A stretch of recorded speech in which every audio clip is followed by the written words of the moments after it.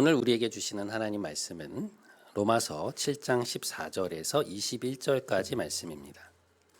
한 절씩 교독 후에 마지막 21절은 합독하시겠습니다.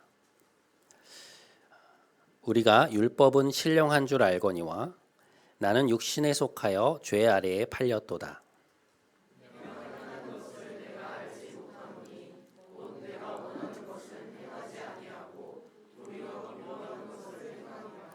만일 내가 원하지 아니하는 그것을 행하면 내가 이로써 율법이 선한 것을 시인하노니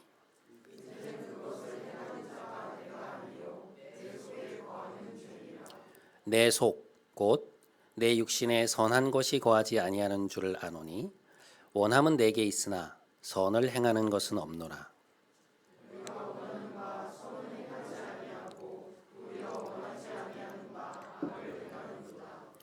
만일 내가 원하지 아니하는 그것을 하면 이를 행하는 자는 내가 아니요 내 속에 거하는 죄니라. 함께 그러므로 내가 한 법을 깨달았노니 곧 선을 행하기 원하는 나에게 악이 함께 있는 것이로다. 아멘. 이것은 하나님의 말씀입니다.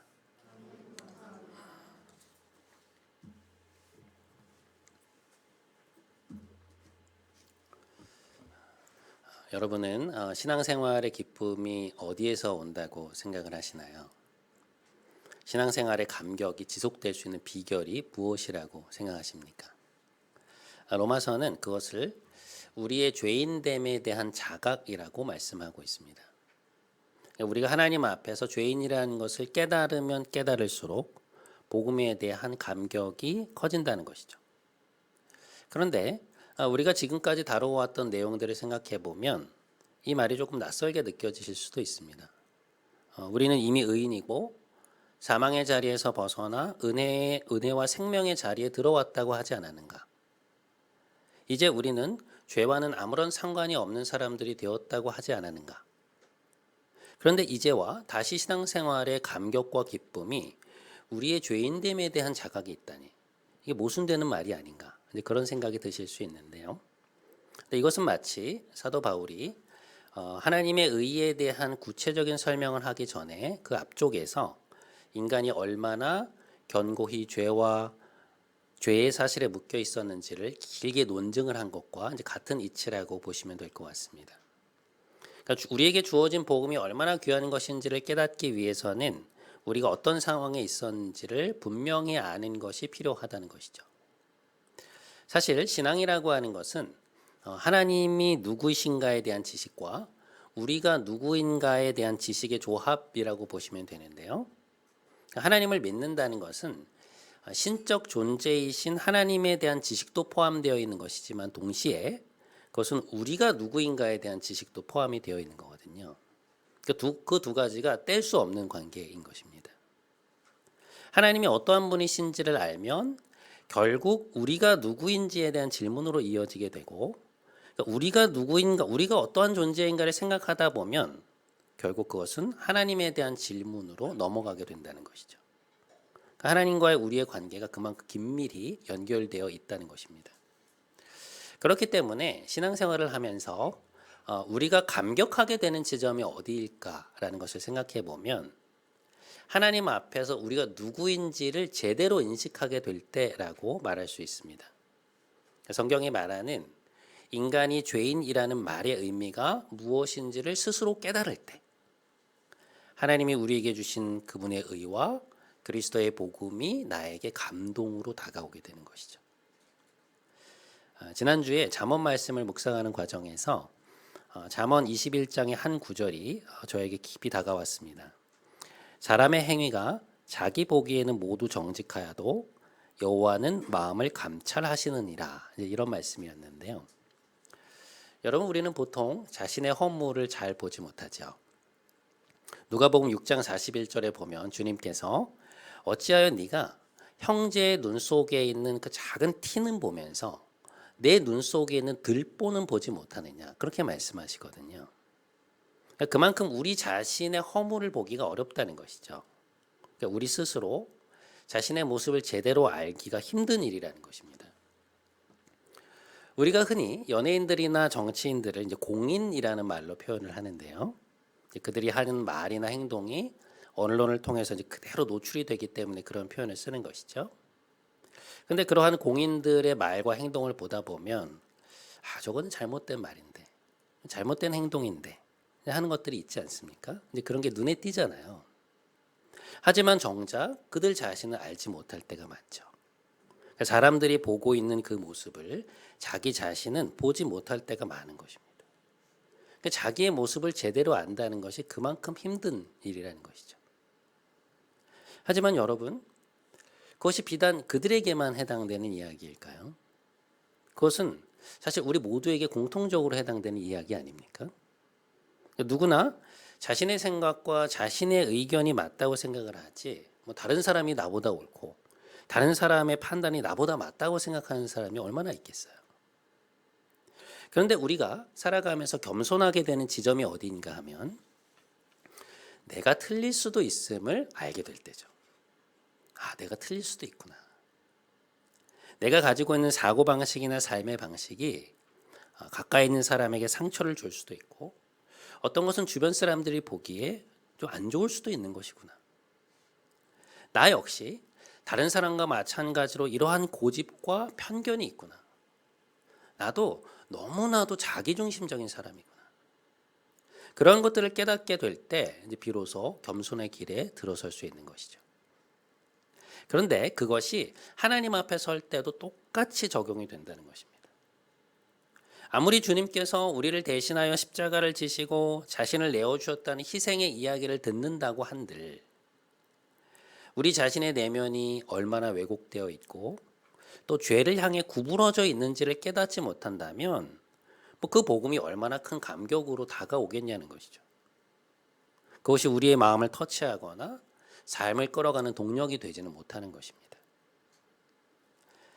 작년 가을에 우리가 애니어그램과 관련된 세미나를 했었는데요. 사람들을 9가지 유형으로 나누어서 생각을 해보았죠. 머리형, 가슴형, 장형 이렇게 크게 세 부류의 사람들로 나뉜다고 말씀을 드렸는데요. 거기에 보면 관계중심적인 사람들, 곧 가슴형의 대표적인 번호인 이변 유형의 사람들은 어떠한 사람들인가? 이 사람들은 겉보기에 상당히 이타주의적이고 다른 사람을 잘 돕는 친절하고 헌신된 사람들인데요. 그래서 어딜 가나 선한 사람으로 인식이 되고 사랑받고 칭찬을 받는 사람들이죠. 그런데 그렇게 죄 하나 지을 것 같지 않은 그 선한 사람들의 내면 안으로 들어가 보면 그 안에도 다른 사람의 사랑을 독차지하고자 하는 그런 그 욕구와 죄성이 있다는 것입니다. 그러니까 다른 이들의 관심과 애정을 얻고 싶은 마음, 다른 사람이 나를 친절한 사람이고 좋은 사람이라고 생각하도록 만드는 것이 나에게 너무나도 중요한 그런 욕구가 그 안에 숨겨져 있다는 것이죠. 그래서 그 사람의 이타적인 모습은 겉으로 볼 때는 다른 사람을 위하는 것처럼 보이지만 사실은 자기 자신을 위한 일일 때도 많다는 것입니다. 그러니까 겉으로 보기에 그 선한 행동이 안으로 들어가 보면 사실 이기적인 동기에서 비롯될 때가 있다는 것이죠. 그런데 여러분, 우리 안에도 그런 모습이 있지 않습니까? 다른 사람들이 나를 어떻게 보고 있는지가 굉장히 중요하고 내가 다른 사람에게 어떤 사람으로 여겨지고 있는지가 너무나 중요해서 겉으로 드러나는 것, 눈에 보이는 것에 많은 에너지를 쏟게 되잖아요. 나의 체면과 이미지, 그리고 다른 사람들의 시선을 대단히 의식하지만 사실 홀로 있을 때 우리의 내면은 그것과 굉장히 다를 때가 많다는 것입니다. 다른 이들은 절대로 알지 못하는 무엇인가를 향한 나의 탐욕, 나태, 시기, 하나님이 아닌 우리 자신을 드러내고자 하는 끝없는 욕망, 내 가까이 있는 사람을 내가 원하는 대로 통제하고 싶은 그 욕구, 허영심, 참을성 없음, 수시로 올라오는 분노. 그러니까 겉으로 보이진 않지만 이러한 마음들이야말로 우리 내면 안에서 움직이고 있는 것들이라는 것이죠. 눈에는 보이지 않지만 우리의 말과 행동의 근원이 되는 동기가 되는 것들이 그만큼 왜곡되어 있다는 것입니다. 선하지 않다는 거예요. 하나님의 눈으로 우리 자신을 보면 그게 보이는 것이죠. 그게 좋은 것이라고 생각지 않음에도 불구하고 우리도 모르게 자꾸만 우리 자신이 그쪽으로 향하게 된다는 것입니다. 그게 바로 우리의 죄성이라는 것인데, 오늘 로마서 7장을 읽어보면 우리의 그런 모습을 사도 바울이 아주 정확하게 포착을 하고 있습니다. 자, 로마서 7장 14절에서 23절까지 말씀. 우리가 율법은 신령한 줄 알거니와 나는 육신에 속하여 죄 아래에 팔렸도다.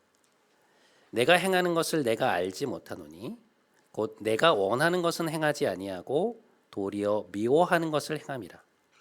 만일 내가 원하지 아니하는 그것을 행하면 내가 이로써 율법이 선한 것을 시인하노니 그것을 행하는 자는 내가 아니요 내 속에 거하는 죄니라.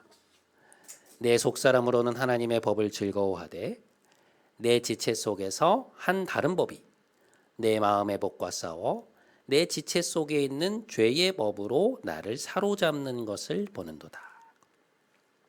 자, 여러분, 지금 바울 사도가 여기에서 말하고 있는 것은 무엇인가요? 그러니까 우리가 무엇이 선인지를 알고 있는 것과 그것을 실제로 살아내고 있냐라는 것은 별개의 일이라는 것입니다. 그러니까 이게 좋은 것이고 이렇게 살아야 돼라는 것을 알고 있지만 정작 우리의 삶이 그렇게 살고 있냐? 그렇지 않다는 것이죠. 그러니까 이상은 있지만 우리의 실제 삶은 그것과는 다른 방식으로 작동할 때가 많다는 것입니다. 부모님을 사랑해야 한다는 것을 알매도 불구하고 우리 입술에서 짜증 섞인 말이나 퉁명스러운 말이 나온다든지, 자녀에게도 그렇게 하려던 것이 아닌데 작은 것에 마음이 상해서 괜히 화를 내기도 하고 마음과는 다른 모습을 보일 때가 있지 않습니까? 그러니까 이번 주에는 사람들을 좀 챙겨야지, 관심 좀 가져야지 하다가도 또다시 어느 순간 나의 일에만 몰두하고 있는 우리 자신의 모습을 볼 때가 얼마나 많이 있냐는 것이죠. 조급한 마음 갖지 말아야지, 사람들을 친절하게 대해야지 하면서도 막상 그렇게 되지 않는 경우가 많다는 것이죠. 나의 내면이 이렇게 왜곡되어 있구나. 내가 알고 있는 바 선을 선택하는 게 이렇게 어렵구나. 내 삶이 너무나 쉽게 죄로 기울어지는구나. 하나님이 말씀하신 이 선이라고 하는 관역을 자꾸만 비껴나가는 우리의 모습을 보면서 우리 마음에 있는 저울이 죄로 기울어져 있구나 하는 것을 우리가 깨닫게 된다는 것입니다. 그런데 그러한 우리 자신의 실제 모습에 대한 자각이 깊어질 때 비로소 예수님의 십자가가 우리에게 은총으로 다가오기 시작한다는 것이죠. 주님이 이 죄의 문제를 해결해 주시지 않았다면 나는 언제까지고 나를 얽매고 있는 이 죄의 문제들에 얽매여 있을 수밖에 없었겠구나. 나의 힘만으로는 깨뜨릴 수 없는 이 굴레를 주님이 깨뜨리시고 그 결과 내가 용서받고 용납받게 되었구나. 그게 깨달아지면서 우리 마음에 감격이 임한다는 것이죠. 겉으로 보이는 내 모습과 실제 내 모습이 얼마나 다른지를 하나님은 아시는데 그럼에도 불구하고 우리를 용서해 주시고 구원해 주신 하나님의 은혜가 정말 놀랍다고 느끼게 되는 것입니다. 그러한 하나님의 진실된 사랑에 대한 감격이 우리 안에서 생겨날 때, 하나님을 사랑하게 될 때 비로소 자발적인 순종의 자리로 나아가게 된다는 것이죠. 그래서 이제 우리가 신앙생활을 하는 가운데 하나님의 사랑에 대한 감격을 지속적으로 유지할 수 있는 비결은 뭐냐? 회개의 시간을 꼭 가져야 한다는 것입니다. 하루를 마무리하면서 혹은 하루 중에 언제든 잠시 멈추어 서서 우리 자신을 돌아보고 하나님 앞에서 내가 말로, 행동으로, 생각으로 지었던 죄를 고백하고 용서받는 시간을 가질 때, 그 시간을 통해 우리의 모습을 더 분명히 보게 될 때 그러한 우리에 대한 하나님의 용납이 얼마나 큰가 하는 것을 알게 된다는 것이죠. 너무도 쉽게 선을 벗어나서 죄로 기울어지는 우리의 경향성을 보는 가운데 그러한 우리를 용서하신 하나님의 사랑에 대한 감격이 임한다는 것입니다. 우리 생각에는 자꾸만 나 자신을 이렇게 죄인의 자리에 위치시키는 것이 우리의 자존감을 떨어뜨리고 마음을 힘들게 할 것 같지만 오히려 제대로 된 회개에는 기쁨이 있습니다. 그러니까 이러한 모습에도 불구하고 내가 하나님 앞에 온전히 받아들여졌다는 그 기쁨, 내가 하나님께 용서받고 용납되었다는 그 깊은 안도감 때문에 회개의 자리에 서면 설수록 우리의 마음이 시원해지고 그 마음에 평안이 임한다는 것입니다. 그것이 바로 제대로 된 회개의 결과라는 것이죠. 사도 바울이 그의 생애에서 마지막으로 쓴 서신들이 뭔가 하면 디모데 전서와 디모데 후서거든요. 사도 바울은 AD 64년에서 67년경 네로 황제의 박해 때 로마에서 참수를 당했다고 알려져 있는데요. 로마의 감옥에 갇혀서 자식처럼 여겼던 디모데에게 마지막으로 보내는 목회 편지가 디모데 전서와 후서입니다. 근데 거기에 보면 바울이 이런 말을 해요. 나를 능하게 하신 그리스도 예수 우리 주께 내가 감사함은 나를 충성되이 여겨 내게 직분을 맡기심이니 내가 전에는 비방자요 박해자요 폭행자였으나 도리어 긍휼을 입은 것은 내가 믿지 아니할 때 알지 못하고 행하였습니다. 우리 주의 은혜가 그리스도 예수 안에 있는 믿음과 사랑과 함께 넘치도록 풍성하였도다. 미쁘다. 모든 사람이 받을 만한 이 말이여. 그리스도 예수께서 죄인을 구원하시려고 세상에 임하셨다 하였도다. 죄인 중에 내가 괴순이라. 수십 년 전 예수님을 만나고 회심을 하고 난 뒤에 사도로서 수많은 곳을 다니며 복음을 전파했던 바울이 죽음을 앞두고 그의 노년에 했던 말들인데요. 이 구절들을 읽어보면 예수님을 만난 이후에 그렇게 오랜 시간이 지났음에도 불구하고 여전히 사도 바울 안에는 복음에 대한 감격에 충만한 것을 알 수 있습니다. 생을 마감할 날이 얼마 남지 않은 이 시점에서도 그의 내면에는 하나님의 은혜와 사랑에 대한 감격이 충만한 거예요. 그래서 그의 마지막 편지들을 읽다 보면 굉장히 감동을 받게 됩니다. 도대체 그 비결이 무엇이었을까? 그는 어떻게 그렇게 오래도록 복음에 대한 감격을 유지할 수 있었을까? 그 비밀이 우리가 조금 전에 읽은 이 말씀의 마지막 부분에 있다는 것이죠. 자, 우리 미쁘다라는 말부터 한번 함께 읽어보도록 하겠습니다. 함께 읽겠습니다. 시작. 미쁘다. 모든 사람이 받을 만한 이 말이여. 그리스도 예수께서 죄인을 구원하시려고 세상에 임하셨다 하였도다. 죄인 중에 내가 괴순이라. 여러분, 사도 바울은 얼마나 하나님이 자신에게 주신 의에 대한 확신이 있는 사람이었습니까? 이제 우리 옛사람은 죽고 그리스도 안에서 새로운 피조물이 되었음을 누구보다도 기뻐했던 사람이 바울 아니었습니까? 그런데 지금 그가 하고 있는 이야기가 무엇인가요? 하나님 앞에서 자신이 여전히 죄인이라는 거예요. 자신의 그런 모습을 깨달을수록 자신에게 베푸신 그리스도의 사랑과 용서의 은혜가 더 깊이 와닿는다는 것이죠. 여러분, 이것은 자기 자신에 대한 정죄나 자괴감을 느끼는 것이 아닙니다. 우리의 신앙에서 우리가 죄인됨을 자각하고 인정하는 회개의 놀라운 점은 그것이 우리를 정죄나 자괴감으로 끌고 가는 것이 아니라 용서의 기쁨과 해방의 감격으로 데리고 간다는 거예요. 우리 자신의 모습을 분명히 보지만 그것은 동시에 우리로 복음의 영광을 보게 하기 때문에 자괴감이 아니라 마음의 기쁨이 생긴다는 것입니다. 그래서 그 내면에 영적인 쾌활함이 생겨요. 그것이 회개를 잘하는 사람들의 특징입니다. 스스로의 죄인됨을 누구보다 잘 알고 있지만 그 죄에 눌리지 않는 거예요. 우리의 연약함보다 하나님의 은혜와 복음의 영광이 훨씬 크다는 것을 아는 것입니다. 그래서 나의 죄인됨에 대한 자각이 더 큰 은혜에 대한 자각을 낳는다는 것이죠. 이번 한 주 하나님 앞에 진실된 회개의 자리로 자꾸만 나아가심으로 성령의 조명 아래 여러분 자신의 모습을 밝히 보고 하나님의 용서와 용납의 기쁨을 많이 누리시는 여러분들이 되시기를 주님의 이름으로 축복합니다. 자, 오늘 본문 속에서 우리가 두 번째로 생각해 볼 것은 방금 우리가 나누었던 첫 번째 내용과 관련된 한 가지 질문에 관한 것인데요. 근데 그게 뭔가 하면 우리가 하나님의 다스림 안에 들어왔음에도 불구하고 왜 여전히 우리 안에서 죄가 기승을 부리고 있냐는 것입니다. 그게 우리가 실제로 경험하는 바잖아요.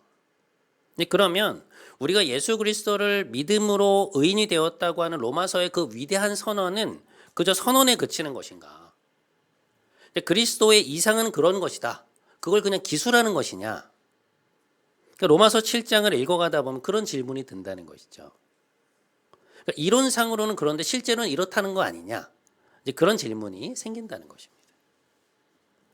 근데 얼핏 모순되어 보일 수 있는 이 로마서의 논리를 우리가 이해하기 위해서는 제가 지금 이제 보여드리는 그림을 잘 이해하실 필요가 있습니다. 제가 예전에도 한번 보여드린 그림인데요. 이 그림은 우리의 신앙생활, 다시 말해 우리의 과거와 현재 그리고 미래를 이해하는 데 있어서 상당히 도움을 주는 그림입니다. 여러분들이 머릿속에 잘 넣어두고 계시면 좋을 것 같아요. 화면에 보이는 V-Day와 D-Day라고 하는 용어는 2차 세계대전의 상황을 비유적으로 가져온 것인데요. 2차 세계대전에서 연합군의 승리를 결정적으로 가져온 사건이 뭔가 하면 1944년 6월 6일에서 7일 사이에 있었던 노르망디 상륙작전이거든요. 그러니까 독일군이 유럽 전역을 장악하고 있을 때 연합군이 그 프랑스 북부인 노르망디 상륙에 성공하면서 그 독일군의 허리를 끊어버린 것이거든요. 그 통로로 연합군이 쫙 들어오면서 보급로를 차단하고 이제 전세가 뒤집어진 것이죠. 그 작전의 성공으로 인해 이 전쟁의 승기가 연합군 쪽으로 완전히 넘어가 버린 것입니다. 그래서 이 노르망디 상륙 작전이 성공한 그날을 전쟁의 승패가 결정된 날이라고 해서 Decision Day, 곧 D-Day라고 부르는 것이고요. 그 이후에 연합군이 독일로 계속 밀고 올라가서 마침내 항복을 받아낸 1945년 5월 8일을 V-Day, 빅토리 데이라고 부른다는 것입니다. 그런데 이 D-Day와 V-Day에 있는 이 간격이 우리에게 보여주고 있는 것은 무엇이냐? 그러니까 D-Day로 인해서 이미 연합군의 승리는 결정이 났지만 그렇다고 해서 아직 전쟁이 끝난 것은 아니라는 것이죠. 그러니까 최종 승리가 선언되는 날까지 크고 작은 전투들이 계속해서 있었다는 거예요. 그러나 무엇입니까? 그것들이 결과를 뒤바꿀 수 있는 싸움은 아니었다는 것이죠. 그러한 것처럼 예수님이 이 땅에 오셔서 십자가의 승리를 거두었을 때 인간을 사로잡고 있던 죄와 죽음의 권세는 완전히 꺾였다는 것입니다. 그러니까 사탄의 권세는 힘을 잃었고 악의 세력과의 전쟁에서 주님이 절정적인 승리를 거두셨다는 거예요. 이제 악의 권세는 힘을 잃었고 하나님의 나라가 이 땅에 가시적으로 임했다는 것이죠. 그런데 어떠하다는 것입니까? 주님이 다시 오셔서 그 나라를 완성하시기까지는 아직 끝이 아니라는 것입니다. 예수님의 부활을 통해 시작된 새 창조가 완성될 때까지, 다시 말해 끝이 오기까지는 우리에게 싸움이 남아 있다는 거예요. 죄의 자녀 세력들이 남아서 우리와 싸움을 벌인다는 것이죠. 그것을 우리가 알고 있어야 한다는 거예요. 그런데 여러분, 여기서 중요한 것이 무엇입니까? 그 싸움은 승패를 뒤집을 수 있는 싸움이 아니라는 거예요. 하나님에 대한 믿음 안에서 생명으로 예정된 우리의 운명을 뒤바꿀 수는 없다는 것입니다. 바로 그것이 사도 바울이 로마서 안에서 강조하고 있는 바예요. 하나님의 나라는 이미 이 땅에 임했고 우리는 그 의와 은혜의 다스림 아래 속해 있지만 아직 끝은 오지 않았다는 것입니다. 우리는 그래서 지금 그 시작과 끝의 사이에서 살아가고 있기 때문에 우리 내면에 있는 죄와의 싸움이 여전히 남아있고 우리가 살아가는 이 세상을 하나님의 의가 충만하는 곳으로 바꾸어 가야 하는 사명이 남아있다는 것. 그 안과 밖의 씨름을 계속해서 해나가야 한다는 것입니다. 그것이 바로 지금 우리가 우리의 육신 안에서 경험하고 있는 현실이라는 거예요. 하지만 어떠하다? 우리는 하나님 안에 있는 사람들이고, 이제 우리에게 적용되는 법은 정죄의 법이 아니라 은혜의 법이라는 것입니다. 그 은혜의 그라운드 안에서, 은혜라고 하는 법이 적용되는 장소에서 우리는 이 싸움을 계속해서 해나가고 있다는 것이죠. 그래서 종교개혁자 마르틴 루터는 이런 얘기를 했습니다. 우리는 의인인 동시에 죄인이다. 그리스도의 공로로 인하여 바뀌어진 우리의 신분은 분명 의인이지만 내적으로는 아직 어떠하다는 것입니까? 죄의 의의 습관과 습성을 가지고 있다는 거예요. 하나님 없이 살아왔던 육신의 습관과 죄의 관성은 여전히 남아 있다는 것이죠. 그래서 우리의 싸움은 무엇이 되어야 하느냐? 우리 안에 남아서 영향을 미치려고 하는 이 죄들로부터 벗어나서 이 죄들을 죽이고 점점 의인으로 변화되어 가야 한다는 것입니다. 그것을 우리는 성화라고 부르는 것이죠. 점점 거룩하게 되어 간다는 것입니다. 그래서 여러분, 로마서에서 말하는 이 칭의와 성화를 구별하는 것이 참 중요합니다. 칭의라고 하는 것은 우리가 예수님을 믿고 그분의 십자가 공로로 인해서 의롭다고 선언되는 그 신분의 선언을 의미하는 것이고요. 성화는 은혜의 다스림 안에서 죄와의 싸움을 통해 실제로 우리 안에 죄의 영향력이 점점 줄어들고 우리가 의인으로 변화되어 가는 과정을 말하는 것입니다. 실제로 의인이 되어 가는 거예요. 그러니 여기서 중요한 것이 무엇일까요? 균형 감각이에요.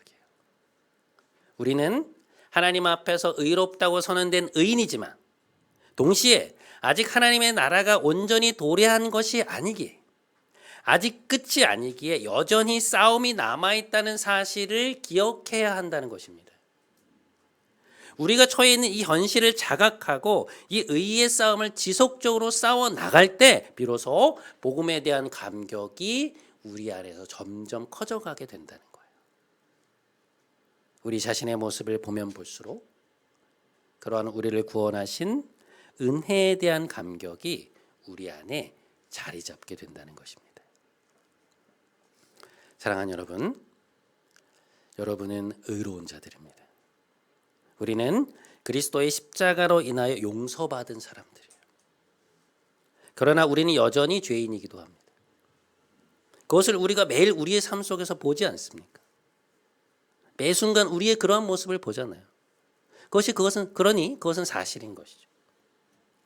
그러나 우리에게 소망이 있는 것은 우리 안에는 우리의 성화를 도우시는 성령님이 함께하고 계신다는 것입니다. 그래서 다음 주일에는 그 이야기를 함께 나누고자 합니다. 기대가 되시죠? 네.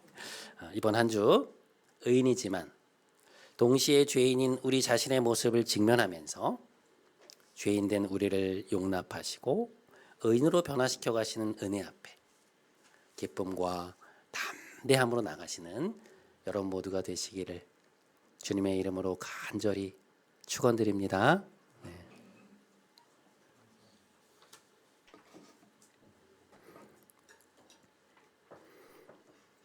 오늘 이 찬양 같이 했으면 좋겠는데요. 네. 우리 죄 위에 죽으신 주 십자가 그 사랑 감사하네. 날마다 주의 형상대로 변화되리라. 십자가 우리를 새롭게 하리. 이런 가사의 내용인데 우리를 새롭게 하시고 또 우리에게 능력을 주시는 그 십자가의 능력을 생각하면서 찬양하며 나아가겠습니다. 우리 죄 위에 죽으신 주, 우리 죄 위에 죽으신 주, 십자가 그 사랑 감사하네. 날마다 주의 형상대로 변화되리라. 십자가 우릴 새롭게 하리. 다시 한번 우리 죄 위에, 우리 죄 위에 죽으신 주, 십자가 그 사랑 감사하네. 날마다 주의 형상대로 변화되리라. 십자가 우릴 새롭게 하리. 놀라운 사랑, 놀라운 사랑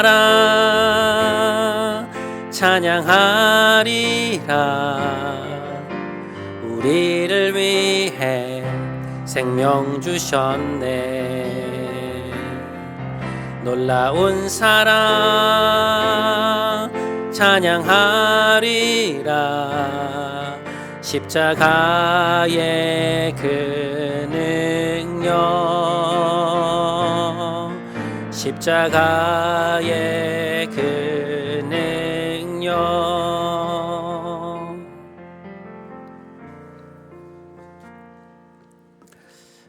사랑하는 여러분, 여러분 안에는 여러분의 죄인됨에 대한 자각이 있으십니까? 내가 이렇게 연약하구나. 내 안에 참 사랑이 없고 나의 삶이 이렇게 자기중심적이구나. 나의 내면이 너무나도 쉽게 죄로 기울어지는구나. 그런 것들을 느끼시나요?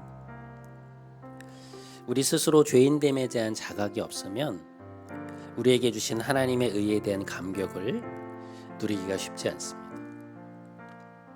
이 시간 함께 기도하기 원합니다. 하나님, 사도 바울과 같이 우리를 위해 이 땅에 오신 예수님의 복음에 대한 감격이 있게 하여 주옵소서. 내가 죄인 중에 괴수라고 고백했던 그의 고백이 우리의 고백이 되게 하시고, 이러한 우리도 용납해 주신 하나님의 용서에 대한 기쁨이 샘솟게 하여 주옵소서. 우리 기도 제목 가지고 함께 기도하며 나아가도록 하겠습니다. 함께 기도하겠습니다. 하나님 아버지 감사합니다. 오늘 우리에게 너무나도 귀한 말씀을 허락해 주셔서 감사합니다. 하나님, 사랑하는 우리 모든 성도들과 함께 이 귀한 말씀을 나누었는데, 하나님, 우리가 얼마나 연약한 사람들인지요. 우리가 겉으로 볼 때는 참 좋은 모습들을 보일 때가 많이 있지만, 그러나 우리 혼자 있으면, 우리 안으로 들어가 보면 참 많은 것들이 많이 왜곡되고 또 부패해 있고 또 구부러져 있는 것들이 있는 것들을 발견하게 됩니다. 하나님이 원하시는 선을 향하여 나아가기보다, 그것을 선택하며 살기보다 자꾸만 다른 것을 선택하고 싶은 우리 안의 욕망들이 우리를 끌고 가는 것을 보게 됩니다. 주님, 우리를 긍휼히 여겨 주옵소서. 우리 자신의 이 죄인됨을 보게 하시고, 그러나 우리의 이런 모습에도 불구하고 우리를 용납하시고 사랑해 주시고 품에 안아 주신 하나님 사랑에 대한 감격이 우리 안에 있게 하옵소서. 여러분, 예수님은 자신의 죽음과 부활을 통해 악에 대한 결정적인 승리를 거두셨습니다. 이제 죄와 죽음의 권세는 그 거대한 힘이 꺾였고 더 이상 일어설 수 없게 되었습니다. 하나님이 승리를 결정 지으신 것입니다. 하지만 우리의 현실은 어떠한가요? 아직 끝은 오지 않았기, 우리의 싸움도 끝나지 않았다는 것입니다. 우리 시간 한 번만 더 함께 기도하기 원합니다. 하나님, 우리에게 주어진 이 의의 싸움을 신실하게 싸워나가는 우리가 되게 하여 주옵소서. 의인이지만 그러나 죄인된 우리의 모습을 고백하오니 우리를 의인으로 변화시켜 가시는 하나님의 손을 의지케 하옵소서. 우리 기도 제목 가지고 한 번만 더 하나님 앞에 간절히 나아가도록 하겠습니다. 함께 기도하겠습니다. 하나님 아버지, 우리에게 주신 너무나 크신 은혜들을 기억해 봅니다. 예수 그리스도께서 십자가에서 죽으시고 부활하심으로 사탄의 권세는 힘이 꺾였고 죄와 사망의 권세는 힘이 꺾였고 더 이상 하나님 우리를 잡을 수 없고 더 이상 우리에게 영향을 발휘할 수 없음을 우리가 알고 있습니다. 하나님, 우리는 그리스도를 믿음으로 의와 생명의 자리에 들어왔고 은혜의 법칙이 지배하는 장소로 들어온 것을 하나님 우리가 기억합니다. 하나님 아버지, 그러나 우리에게 이 싸움이 남아있음을 기억하게 하여 주시옵소서. 우리가 의인으로 칭함을 받았다고 해서 의인이 된 것이 아니라 여전히 우리 안에는 죄의 습관과 습성이 남아있고 여전히 우리는 죄의 모습을 갖고 있기 때문에 하나님 나라가 완성될 때까지, 그 나라에 가기까지, 끝이 오기까지 이 의의 싸움을 계속해서 해나가야 함을 기억하게 하여 주시옵소서. 하나님, 우리가 때로 이것 때문에 힘들기도 하고 낙담이 되기도 하고 좌절이 되기도 할 때가 있지만, 그러나 하나님, 죄와의 싸움을 멈추지 않게 하여 주시고 이 세상을 하나님의 나라와 하나님의 의가 풍성한 곳으로 만들어내는 그 싸움 역시 멈추지 아니하도록 주님 우리를 인도하여 주시옵소서. 우리 모든 성도들이 하나님 안에서 이 기쁨의 싸움을, 이 의의 싸움을 싸워갈 수 있도록 용기와 힘을 허락하여 주시옵소서. 하나님 아버지, 우리에게 승리를 허락하여 주시옵소서. 주님, 은혜를 더하여 주옵소서.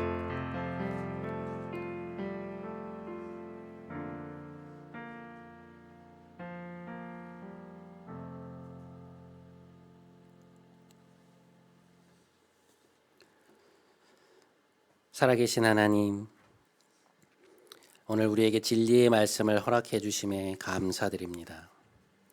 우리가 예수님의 십자가 공로로 인하여 하나님 앞에 의인 되었음을 잊지 않게 해 주옵소서. 동시에 우리가 여전히 죄인이라는 사실 역시 잊지 않게 해 주십시오. 하나님의 나라는 시작되었지만 아직 온전히 임하지 않았기에, 아직 끝은 오지 않았기에 우리에게 싸움이 남아있다는 사실을 기억하게 해 주십시오. 은혜 위에 굳게 서서 우리에게 주어진 의의 싸움을 지속적으로 싸워가게 하시되 감사와 감격 안에서 계속되는 성화의 길을 걸어갈 수 있게 하여 주옵소서. 우리의 대장 되신 우리 주 예수 그리스도의 이름으로 기도드립니다. 아멘. 다 함께 자리에서 일어나셔서 마지막 파송의 찬양하심으로 오늘 예배 마치도록 하겠습니다.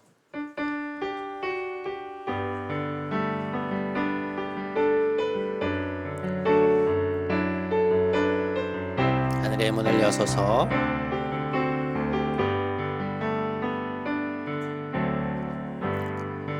하늘의 문을 여소서, 이곳을 주목하소서. 주를 향한 노래가 꺼지지 않으니 하늘을 열고 보소서. 이곳에 임재하소서, 이곳에 임재하소서. 주님을 기다립니다. 기도의 향기가 하늘에 닿으니 주여 임재하여 주소서. 이곳에 오셔서 이곳에 앉으소서. 이곳에서 드리는 예배를 받으소서. 주님의 이름만이, 오직 주의 이름만 이곳에 있습니다. 이곳에 오셔서 이곳에 앉으소서. 이곳에서 드리는 예배를 받으소서. 주님의 이름만이, 오직 주의 이름만 이곳에 있습니다.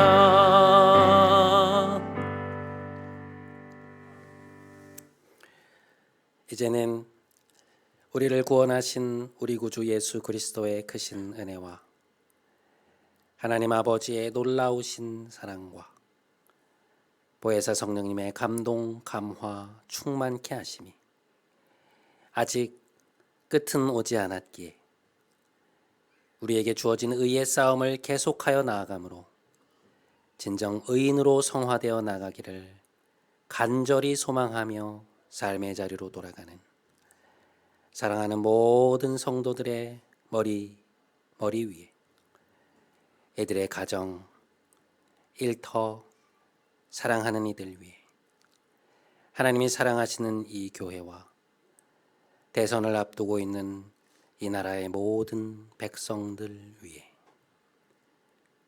이제부터 영원토록 함께 하시기를 간절히 축원하옵나이다. 아멘.